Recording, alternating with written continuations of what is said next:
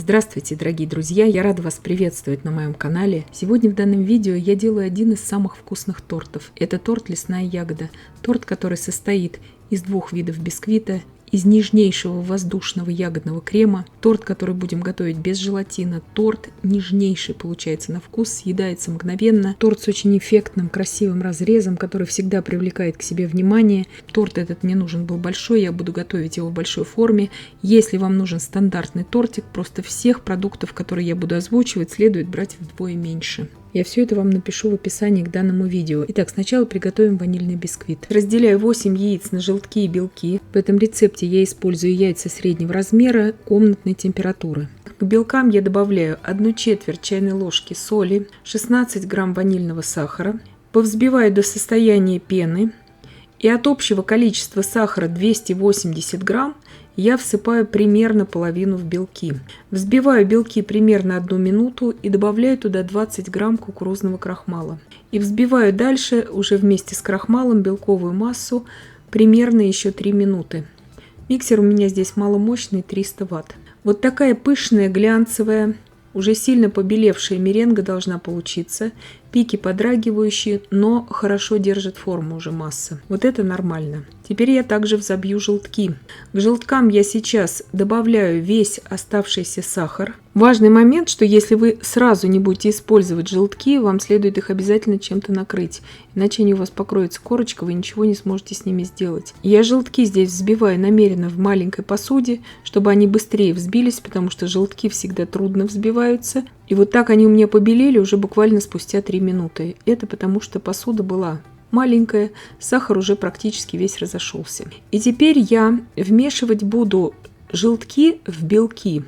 Обычно мы наоборот делаем, но можно и так делать. То есть, когда белки хорошо взбиты и когда желтки хорошо взбиты, это в принципе без разницы. Сейчас я бережно перемешиваю. До конца я, как вы видите, не вымешиваю эту массу, чтобы она не осела. Потому что мы все равно будем сейчас вмешивать муку, и вместе с мукой уже промешается все окончательно. Сейчас все желтки я уже вмешала. Посмотрите, какая пышная масса у нас получается. Если вы будете взбивать все это в планетарном миксере, конечно, разделять тогда ничего не нужно, но в планетарном даже миксере времени уйдет на взбивание чуть подольше. 240 грамм муки я просеиваю порциями, примерно в 4 раза. Бережно все венчиком перемешиваю, чтобы не осадить массу, круговыми движениями. Духовка у меня уже заранее разогрета на 175 градусов Цельсия. Бисквит я буду выпекать в большой форме, 34 на 24 сантиметра. Эта форма прямоугольная. Если вам нужна круглая форма, следует на это же количество ингредиентов брать форму 28-30 сантиметров в диаметре. Вот такая пышная получается у нас масса. Тесто получается очень-очень воздушное. Выкладываю все тесто сейчас в форму. Форму, как вы видите, я застелила только дно. Боковинки я ничем не смазываю, чтобы бисквит мог хорошо подниматься. Выпекать я буду в заранее разогретой духовке при температуре 175 градусов Цельсия на режиме вверх-вниз без конвекции на среднем уровне в моей духовке примерно 35-40 минут. Это все зависеть будет только от вашей духовки. Первые 35 минут в течение выпечки ни в коем случае мы не открываем духовку. Разравниваю, убираю выпекаться. Сейчас бисквит у меня испекся. Я даю ему остыть в форме, чтобы я могла его уже извлечь из формы. И в это время уже готовлю тесто на шоколадный бисквит. Для этого мне понадобится 250 грамм муки, 50 грамм какао-порошка и 2 чайные ложки без горки разрыхлителя. Все это перемешиваю и пока что отставляю в сторону. Какао-порошок у меня здесь не алкализованный, обычный. Сейчас 8 яиц крупного размера я разделяю на желтки и белки. Желтки я пока что минут на 5 отставлю в сторону, с ними ничего не произойдет за этот короткий период времени. И я взбиваю сейчас сначала белки. Итак, 8 белков. Добавляю к ним щепотку соли, 16 грамм ванильного сахара. Повзбиваю примерно минуту до состояния пены. Добавляю туда сейчас 300 грамм сахара. Сразу весь сахар добавляю в белки. И взбиваю еще примерно минуту до объединения такого легкого сахара и белков. И всыпаю сейчас туда 20 грамм кукурузного крахмала. И вместе с крахмалом белки я уже взбиваю примерно минут 5. Меренга будет глянцевая, она будет очень хорошо уже держать форму, но пики должны быть вот такие подрагивающие. То есть меренга не должна превратиться в губку. И вот теперь я ввожу туда все желтки. То есть я вот ввожу желток, сразу перемешиваю и сразу ввожу следующий. До объединения все это перемешали и сразу же выключаю миксер. Вот эта вот яичная масса должна быть пышной и держать вот так рельеф. Собираю все со дна и со стеночек миски лопаткой и ввожу уже всю сухую смесь, которую мы приготовили ранее.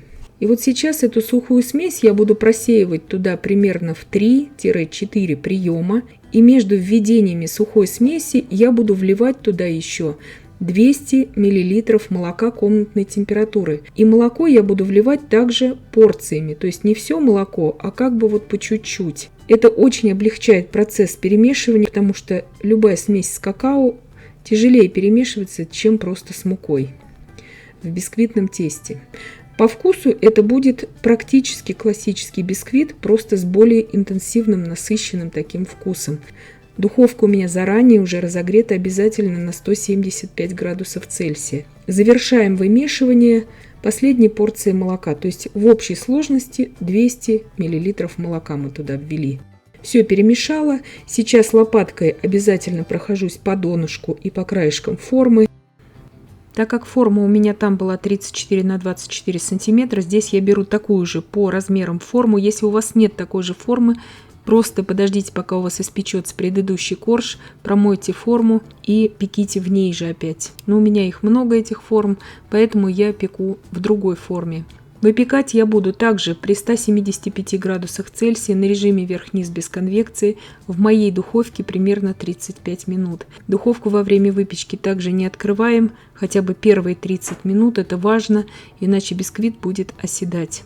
Из центра теста немножко разгоняем на боковинке, чтобы у нас в центре не образовывалась высокая шапочка. Для прямоугольной формы это всегда очень важно.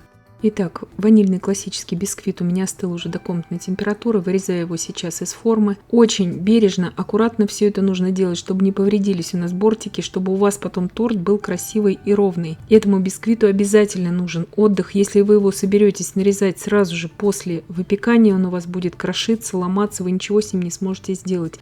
Здесь у меня пергамент практически не силиконизированный, и он как бы с трудом отходит от классического бисквита. Будьте аккуратны с таким пергаментом, то есть очень бережно снимайте его с донышка бисквита, но можно это снять. Здесь не нужно делать резких движений, просто как бы вот так вот вытягиваем его с донышка, и все у вас получится. Сейчас я обязательно уберу этот бисквит на ночь в холодильник, если вам совсем это срочно. Нужно убрать хотя бы часа на 3 в морозилку тогда. И после морозилки, еще в не до конца растаявшем виде, нужно его нарезать. И тогда вы сможете его нарезать без крошек особых. Итак, убираю сейчас на ночь в холодильник. Шоколадный бисквит у меня испекся. Проверяю для вас деревянной шпажкой. Дала ему сейчас остыть. Вырезаю его сразу из формы. Этому бисквиту нужно пару часов, чтобы он уже хорошо нарезался. Но я его уберу также на ночь, потому что у меня будет торт один с этими бисквитами, и он будет еще лучше нарезаться. То есть имейте это в виду, что вот этим бисквитам, в которых нет масла, не берем здесь жир, который есть в желтках, это не считается. То есть мы не добавляли никакого масла туда. Поэтому они нарезаются всегда только после хорошего отдыха в холодильнике. Также очень аккуратно снимаю с него пергамент. Вот это важно, чтобы был красивый разрез.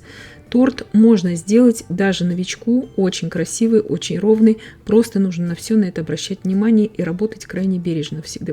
Также убираю сейчас в холодильник. И сразу же приготовлю ягодную основу для крема, потому что она тоже должна будет очень хорошо остыть у нас.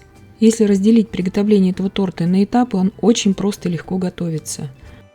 Здесь у меня 750 грамм ягодной смеси. Ягоды, как вы видите, свежемороженые, они еще у меня мерзлые. Наливаю туда 200 мл воды и отправляю сейчас, довожу все это до кипения, но дальше не кипячу. Смесь закипела, сливаю ее на сито и перетираю сейчас все ягоды через сито, потому что здесь очень много косточек. У меня здесь малина, клубника, черная красная смородина, вишня, голубика и ежевика. После сита, то есть чистой массы ягодной, у меня осталось 620 грамм здесь. Вам для ориентира, если у вас будет просто ягодное пюре.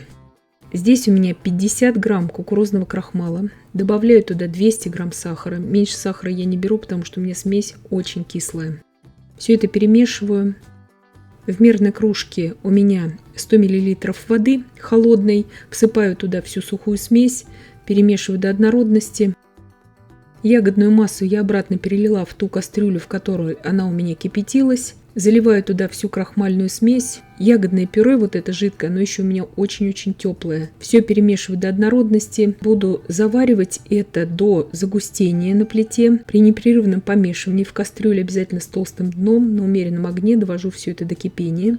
Когда смесь сейчас закипит, пойдут вот эти первые признаки кипения, первые пузыри, провариваю примерно еще минуту. Когда смесь уже загустеет, такая станет вязкая, снимаю ее с огня. Переливаю в ту емкость, где она у меня будет остывать до очень холодного состояния. То есть она у меня сейчас остынет до комнатной температуры, и убираю ее смело в холодильник, потому что здесь в этом рецепте для крема она должна быть очень холодная.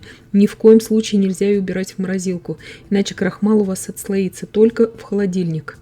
Итак, у меня прошла ночь. Я нарезаю сейчас мои бисквиты на коржи. Высота моего коржа 4 сантиметра. То есть не нужно ждать, что у вас испечется на такой огромный размер формы какой-то сногсшибательный бисквит. Нет, из 8 яиц на такую форму это вполне адекватная реальная высота бисквита. Это я вам говорю как мастер с огромным опытом. И никогда не нужно верить тому, особенно новичкам я это говорю, что из 3 яиц возможно испечь без разрыхлителя, как в нашем случае, бисквит 40 на 30 сантиметров. Где есть такая информация в интернете, это просто неправда. И я здесь снимаю с шапочки также вот эти уголки, где-то там неровности, и у меня это будет третьим коржом. Если вы новичок, пеките вот этот светлый бисквит, если вы в этой форме будете выпекать, смело на 10 яиц, чтобы вам уже нарезать на 3 красивых коржа. У меня огромнейший опыт, поэтому я нарезаю и эти бисквиты из 8 яиц на 3 коржа. Вот этот шоколадный бисквит, он, естественно, будет ниже, чем светлый, всегда так. Я нарезаю на 2 коржа, также по 12 мм в высоту, чтобы у меня все коржи были ровные. И готовлю сейчас крем. Здесь у меня в диже миксера 600 мл сливок для взбивания охлажденных. Добавляю туда 16 грамм ванильного сахара. Также добавляю туда 500 грамм охлажденного сыра маскарпоне, 300 грамм творожно-сливочного сыра, 24 грамма загустителя для сливок обязательно я добавляю. Во вкусе это чувствоваться никак не будет. Добавляю туда 80 грамм сахарной пудры. Вот по сладости моего крема это идеально. Здесь все будет зависеть от кислоты или сладости ваших ягод. Поэтому если у вас будет крем не такой уже сладкий, в процессе добавьте еще 20-30 грамм сахарной пудры. Сейчас я взбиваю вот эту всю массу до устойчивых пиков, я имею в виду сливочную. Вот такая будет заварная основа у нас ягодная, то есть она подвижная, она не превратится в очень густую массу. Такая она должна быть для крема. Когда пойдут пустоты уже вот в этой сливочной массе, сразу же заливаем туда всю ягодную основу, иначе у вас крем расслоится, потому что здесь очень много сливок и очень много маскарпоне. И вот когда я ввела туда всю ягодную основу, я взбиваю еще примерно 15 секунд и сразу же прекращаю взбивание. Взбиваю я на высокой скорости миксера. Миксер у меня здесь не особо мощный, он 700 Вт, но он такой обычный совершенно этот миксер. Перемешиваю все это с дна дижи, обязательно лопаткой, чтобы посмотреть, чтобы нигде заварная основа не осталась. Разделила сейчас всю кремовую массу на весах на 4 части. Выкладываю каждую часть на корж. Сливки здесь берите для этого крема обязательно не менее чем 32% жирности. Сливки должны быть здесь очень хорошие, чтобы у вас получился сразу вот такой пышный, устойчивый крем. Без желатина, без всяких дополнительных загустителей, потому что 3 пакетика загустителей для сливок это как раз норма на 600 грамм сливок. Если у вас сливки 35% и выше, здесь уже не нужен даже загуститель для сливок. Выкладываю коржи, чередуя их сначала светлый, потом шоколадный. У меня здесь уйдет на пропитку коржей 300 мл молока. Пропитывать их нужно обязательно, эти коржи. Торт получается сразу ровный. Вот эту вот шапочку я выкладываю на верхний корж, потому что она у меня самая такая тоненькая получилась, поэтому если ее положить вниз, такая тяжелая масса крема, она естественно ее продавит. Убираю сейчас пищевой пленки в холодильник, ну хотя бы часа на 4. У меня уже прошли эти 4 часа, и я готовлю крем для покрытия. Здесь у меня 750 грамм сливочного масла, взбиваю до побеления и пышности и добавляю туда 750 грамм сгущенного молока с сахаром, обычной сгущенки. Вот такими порциями ввожу туда не все сразу, и получается у нас обычный советский масляный крем на сгущенке, всем известный с детства. Крем этот идеально подходит просто для покрытия бисквитных тортов. Крем простейший в приготовлении, он всегда получается. Если у вас масло очень теплое, у вас крем будет жидким. Не бойтесь этого, если у вас масса будет жидкая, вы взбиваете, ничего не получается. Просто уберите ее минут на 15 в холодильник, всю эту кремовую массу, и взбейте заново. Сейчас половину крема я откладываю в отдельную миску, и 10-15 секунд я прогрею это импульсами в микроволновке. До такой мягкой кремовой консистенции, чтобы покрыть просто весь торт сверху, потому что вот в той консистенции свежевзбитого крема торт будет покрываться кусками. Торт у меня очень хорошо отстоялся в холодильнике. Крем очень стабильный. Смотрите, всего сколько крема у меня останется на шпателе. Буквально ничего. То есть все это распределилось очень равномерно, и крем мега устойчивый получился. Благодаря вот этой рецептуре, и в этом рецепте в креме абсолютно не чувствуется вкус крахмала. То есть здесь все очень сбалансировано. Вот эта половина крема у нас сейчас полностью вся уйдет на покрытие, тонкое покрытие этого торта. То есть покрытие будет максимум 3 мм. Если вы захотите вот такой торт, любой торт, выровнять вот этим кремом на сгущенке, во-первых, ваш торт должен уже как минимум ночь отстояться в холодильнике, чтобы бисквиты у вас уже раздались, все полностью в стороны пропитались, чтобы потом у вас просто этот крем не лопнул, когда у вас бисквиты начнут расходиться в сторону от пропитки. И наносить слой крема нужно не менее чем 5 мм, то есть крема нужно вдвое больше по сути. И подложка должна быть для такого крема мега устойчивая, то есть она не должна вообще никак колебаться, потому что от неустойчивой подложки сразу же лопается любой масляный крем. Сейчас я украшу этот торт в бразильской технике. Она очень красиво и выигрышно всегда смотрится на торте и очень просто, можно сказать, примитивно делается. Насадка 1М, отсадила здесь вот такие завитки сверху, с боков. Здесь у меня насадка 4Б. Вот этот вот частый зубчик. От этих больших завитков по бокам я отсаживаю также вот эти капельки. Срезала здесь у кондитерского мешка уголок и отсаживаю эти капельки. И теперь украшаю верх этого торта. Потому что такие большие торты никогда не знаешь, чем украсить. Если все это засыпать ягодами, ягод нужно огромное просто количество. Но здесь я вам показываю, как просто и быстро, с наименьшими, так сказать, потерями, на большое очень количество порций украсить вот такой торт. Торт этот мне нужен был на чаепитие минимум на 30 человек, поэтому здесь как раз на все это хватит. И если вам нужен стандартный небольшой торт, еще раз напоминаю, что берите просто всех продуктов вдвое меньше и выпекайте в форме 20-22 см в диаметре, и все у вас получится. Я думаю, что вы помните, что ягоды, когда выкладываем в декор, сначала начинаем с самых крупных ягод и все мельче, мельче, мельче. Вот так вот украсила я. В принципе, ягод здесь совсем немного ушло, но ягоды присутствуют здесь. Здесь и клубника, и малина, и ежевика, у меня и голубика. Все здесь в меру. И благодаря вот этому декору ягоды смотрятся очень хорошо. Я здесь ягоды немножко раздвинула в сторону, чтобы сделать разрез. Вы посмотрите, как он нежно нарезается. Видно, насколько он пропитанный, этот тортик. Благодаря тому, что мы все взвешивали, что делали одинаковую толщину коржей, у нас торт в разрезе смотрится очень достойно. И взвешивали крем на весах. Это несложно сделать, но у всех все сразу получится. Торт нежнейший, очень-очень легкий на вкус получается. Так как торт мне нужен был для чаепития на большую компанию, я здесь вам тестирую опять перчаткой. Надламывание вилкой невозможно было сделать. Но я надеюсь, что это и так видно, насколько пропитанный торт. И я надеюсь, что видео было полезным и познавательным. Подписывайтесь на мой канал, ставьте лайки, пишите комментарии. Я всем желаю больших успехов и до встречи в новых видео.